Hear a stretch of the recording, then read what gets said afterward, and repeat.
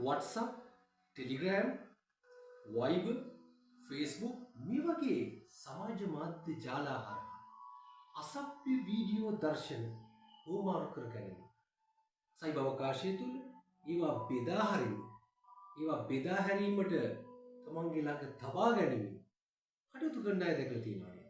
සමහර වෙලාවට ඕන් කරන දේ සාධාරණීකරණය කරන්න ඕන විවිධ හේතු කියනවා. සමහර මිනිස්සු සදාචාරයට පටහැනි දේවල් කරලා තියෙනවා. ඒක නිසා උන්ට හොඳ පාඩමක් උගන්වනවා. ඒක නිසා මේ වගේ දේවල් කරාට කමක් නැහැ. මේ වගේ ප්‍රකාශ කරන අය අපි දැකලා තියෙනවා. හැබැයි මේ දේවල් කරන්නේ නීතිය පිළිබඳව අවබෝධයක් තියෙන අය නම් වෙන්න බෑ. මොකද නීතියට අනුව මේවා දඬුවම් ලැබිය හැකි වැරදි. ඊළඟට ප්‍රශ්න කරේ මොකක්ද ඔය නීතිය කියලා? ඔබ නොදන්නවා ඇති 2024 වර්ෂයේ අංක 9 දරන මාර්ගගත ක්‍රමවල සුරක්ෂිතතාවය පිළිබඳ පනත කියලා එකක් හඳුන්වනවා. අපි කියනවා ඔන්ලයින් සේෆ්ටි ඇක්ට් කියලා.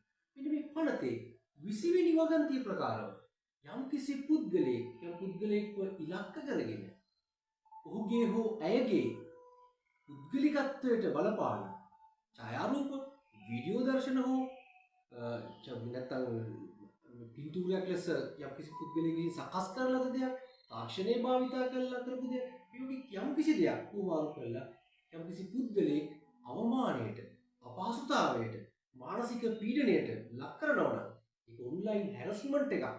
කෙනෙක්ට එරෙහිව කරන අඩන්තේට්ටම් කිරීම වශයෙන් සලකනවා මේ සයිබර් අවකාශය තුල. මොන වගේ දඬුවමක්ද ලැබෙන්නේ? සරල දඬුවමක් නෙමෙයි. වසර 5ක සිට දඬුවමකින් දඬුවම් කරන්න පුළුවන්. ඒ විතරක් නෙවෙයි. රුපියල් ලක්ෂ 5ක දඩේකටත් කරන්නත් පුළුවන්. ඒතර මේ පුද්ගලයා මේ වරද කරන්නේ දෙවෙනි අවස්ථාවේ. අධිකරණය විසින් ඔහු හෝ ඇය වැරදිකරු බවට පත් කරන්නේ දෙවෙනි අවස්ථාවේ.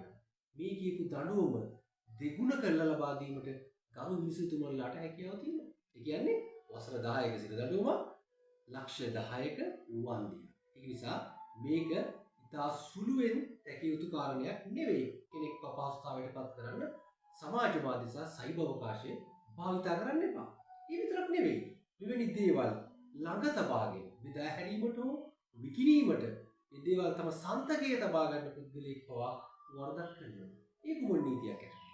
ශ්‍රී ලංකා දණ්ඩ නීති සංග්‍රහයේ 286 කියන වගන්ති කියවල බැලුවොත් ඔබට තේරෙයි මේක වරදක්. එතනදී මාස 3ක සිට දඬුවම දඩයකට යටත් කිරීමත් අවශ්‍ය නම් ඒ දෙකෙන්ම දඬුවම් කිරීමේ හැකියාවක් තිබෙනවා. ඉතින් එහාට ගිහිල්ලා පොඩ්ඩක් අතීතයට ගිහිල්ලා බැලුවත් මේ අසභ්‍ය ප්‍රකාශනයන් සම්බන්ධව එරෙහි ආඥා පනතට 1983 අංක 22 ධර්ම සංශෝධනයට ලක් කරපු දෙවෙනි වගන්තිය ප්‍රකාරවත් මේක අපරාධ වරදක් වශයෙන් සැලකෙනවා. යනුව දඬුවම් ලැබිය හැකි වරදක්. එයි මේ වගේ දඬුවම් පමනෝමි මේක නවත්තන්න උත්සාහ කරනවා. ඒකට කියන්න පුළුවන් මේ දේ මම වැඩිහිටියන් අතරේ පමණයි උභාර කරගත්තා. නමුත් ඔබ හිතන්න සමාජ මාධ්‍ය කියන එක අද දරුවන් පවා ශ්‍රී ලංකාව තුළ භාවිතා කරනවා. ඔන්ලයින් අධ්‍යාපනය තුනත් එක්කම ඔවුන්ට පරිගණකය නැත්තම් අඩුම තරමේ ජංගම දුරකථනයක් ලබා දෙනවා. සමහර වෙලාවට වැඩිහිටියන්ගෙම ජංගම දුරකථන, පරිගණක, ලැප්ටොප් මේ දරුවන් භාවිතා කරනවා. නිසා මෙවැනි දේවල් හරහා ළමා අපචාර පවා සිදු වෙන්න පුළුවන්. ඒක නිසා මේක නිදහසට කාරණයක් නෙවෙයි, මේක විහිළුවට කාරණයක් නෙවෙයි.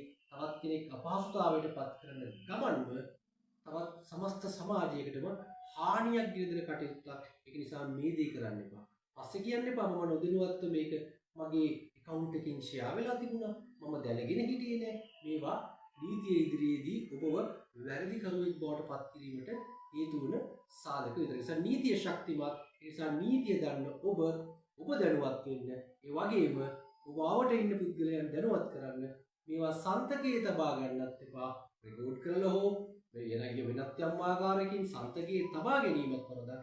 ඒ වගේම බෙදා හැරීම, විකිණීම හෝ ඊට අනුබල දීම කියන එකත් මේකේ වරදක් වශයෙන් සැලකනවා. ඒ නිසා මෙවැනි නීතිමය කාරණා පිළිබඳව ඔබට තවදුරටත් දැන ගැනීමට අවශ්‍ය නම් අපේ නීතියේ පිහිට YouTube channel එක subscribe කරලා තියාගන්න කියලා කියනවා. තවත් මෙවැනි වැදගත් වීඩියෝකින් තවත් දිනයකදී හමු වෙමු. බොහොමත්ම ස්තුතියි. ඔබේ වගකීම ඔබ ඉටු කරන්න.